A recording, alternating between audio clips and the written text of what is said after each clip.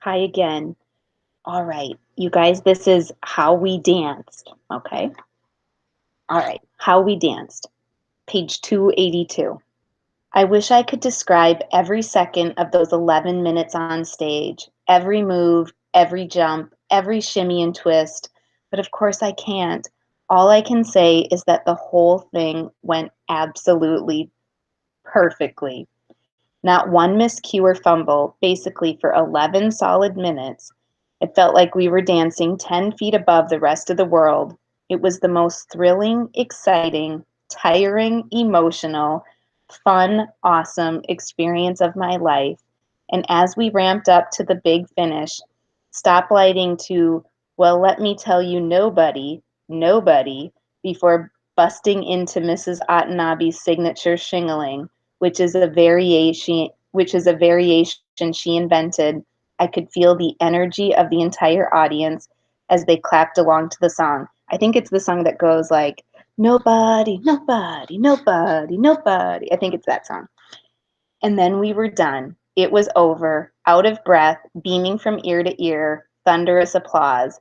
The three of us bowed in sync, and then we took our individual bows.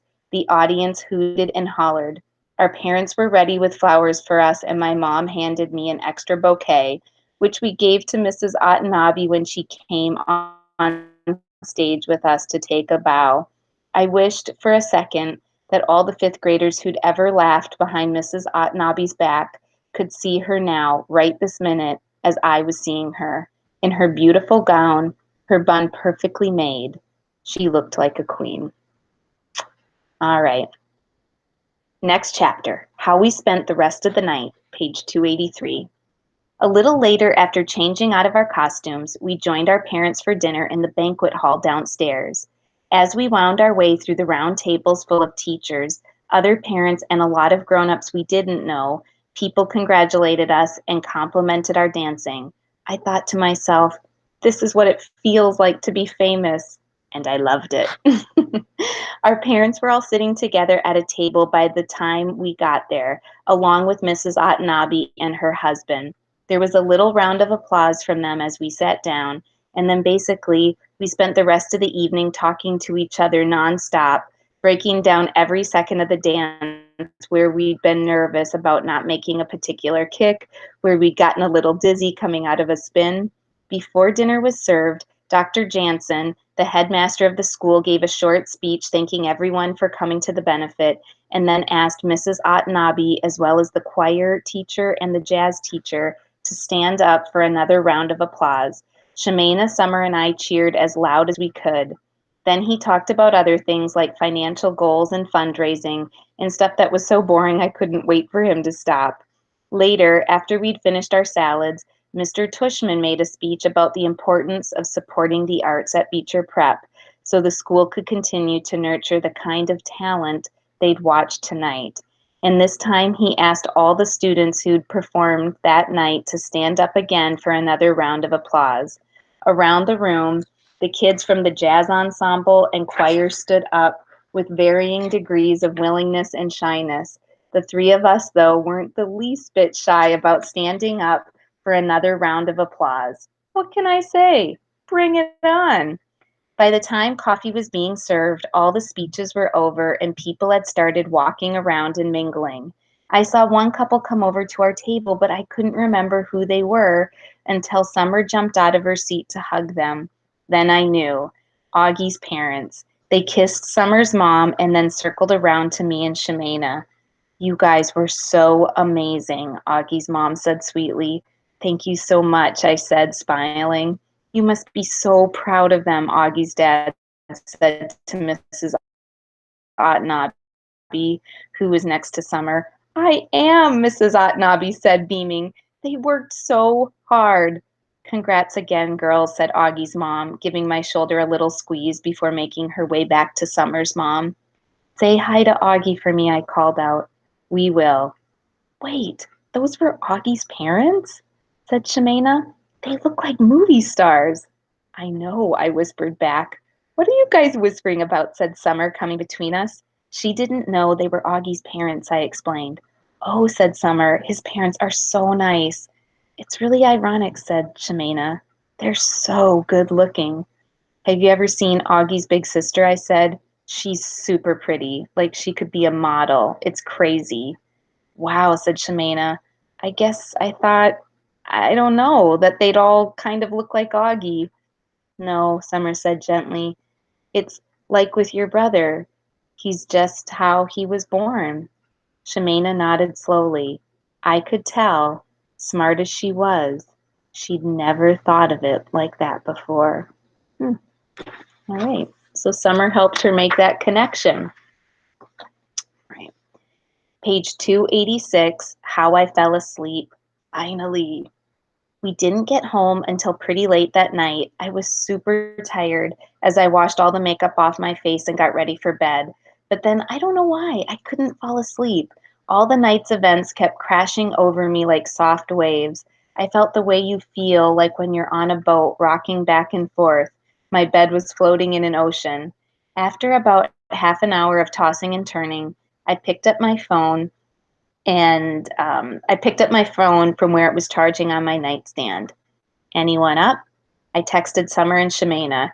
It was after midnight. I was sure they were asleep.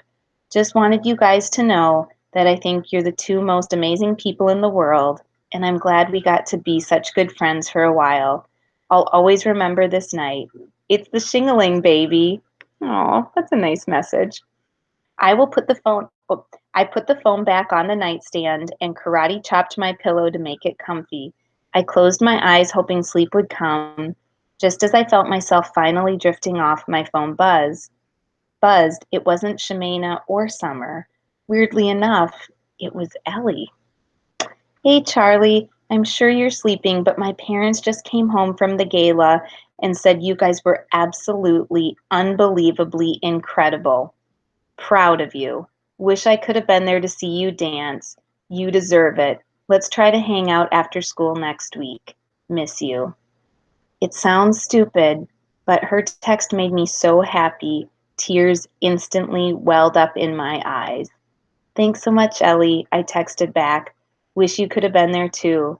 Would love to hang out next week. Miss you too. Good night. Aww. All right. This is the last one I'm going to read for this recording. Page 288, How Maya Was Surprised and Surprised Us All. I woke up feeling so exhausted the next morning. Mom let me go to school late.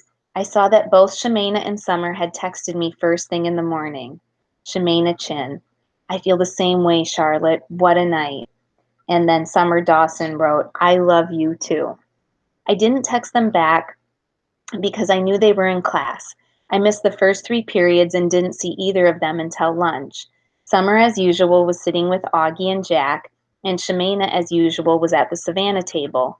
For a fraction of a second, I was going to go over and say hello to Shemana, but the image of Maya standing in front of that same group of kids yesterday was still fresh in my head, and I didn't want to give Shemana even the sliver of a chance of disappointing me with anything but a really friendly hello.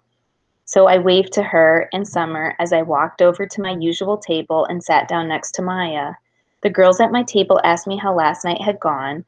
Some of them had heard about it from their parents, but I spared them too many details because I knew they'd lose interest after 30 seconds, which is exactly what happened.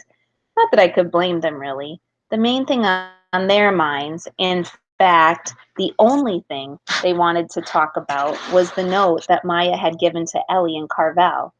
That note, it turned out, which by now had been quoted or read aloud by half the grade, was Maya's first ticket to a kind of popularity she'd never experienced before. People were talking about her. Kids were pointing her out to curious 6th graders who had also heard about the note. I'm the queen of the underdogs today, Maya herself said. I could tell she felt triumphant. She liked the attention she was getting. I had intended to tell her how hurt Shemana had been by her note, how it had made her cry, but in a strange way, I also didn't want to rain on Maya's parade. Good thinking, Charlotte. Hey, you, said Summer, nudging me so I could scoot over. Hey, I said, surprised to see her there. I looked over at her table, but Augie and Jack had left already. Hi, Summer, said Maya eagerly. Did you hear about my note? Summer smiled. Yes, I did, she answered. Did you like it? Maya asked. I could tell Summer didn't want to hurt Maya's feelings either, so she hesitated in answering. Where are Augie and Jack? I interjected. Working on some top secret notes to leave in Julian's locker, she answered. A note like mine? Summer shook her head. I don't think so. Love notes from someone named Beulah. Who's Beulah? I said. Summer laughed. It's too hard to explain. I noticed that Shemana was looking at us from all the way across the cafeteria. I smiled at her, she smiled back, and then to my surprise, she got up and walked over to our table. Everybody at the table stopped talking as soon as they saw her standing there. Without even being asked, Megan and Rand scooted apart, and Shemana sat down between them, directly opposite Maya, me, and Summer. Maya was completely shocked. Her eyes were open wide, and she almost looked a little scared. I had no idea what would happen next.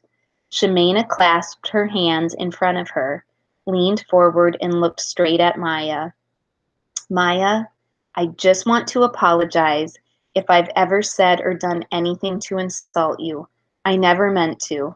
If that's the case, I actually think you're a really nice person and super smart and interesting. And I really hope that we can be friends from now on. Maya blinked, but she didn't say anything. Her mouth was literally hanging open. Anyway, said Shemana, now seeming a little shy, I just wanted to tell you that. That's so nice of you, Shemana, said Summer, smiling. Shemana looked at us with that winking expression of hers. It's the Shingaling baby, she said, which made us both smile. Then, as quickly as she'd sat down with us, she got up and walked back to her table. I looked out the corner of my eye and saw Ellie and Savannah watching her. As soon as she sat down at her table, they came in close to hear what she had to say. That was so nice of her, wasn't it? Summer said to Maya. I'm shocked, answered Maya, taking her glasses off to wipe them. Totally shocked. Summer gave me a little knowing look. Maya, whatever happened to that giant game of dots you were working on? I said. Oh, I have it here, she answered eagerly. I told you I was waiting until you're around to play it. Why? You want to play it now? Yeah, I answered, I do. Me too, said Summer. Maya gasped, grabbing her backpack and pulled out a tube of paper that was folded in thirds and slightly bent at the top. We watched her unfold it and carefully unwind the sheet of paper, which took up the entire width and length of the lunch table. When it was completely stretched out, we all looked at it, stunned. There wasn't 1 square inch of the gigantic paper that wasn't covered in dots. Perfectly drawn, evenly spaced lines of dots, but not just dots. Beautiful grid patterns connected by swirls. Waves of lines that ended in spirals, or flowers or sunbursts. It almost looked like tattoo art, the way blue ink can cover someone's arm so completely.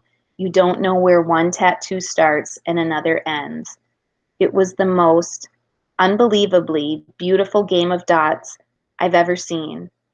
Maya, this is incredible, I said slowly. Yeah, she said happily. I know. All right. I'll stop there so the recording doesn't get too long, okay? And I think the next recording is going to finish our book. Okay, I'm gonna stop right now.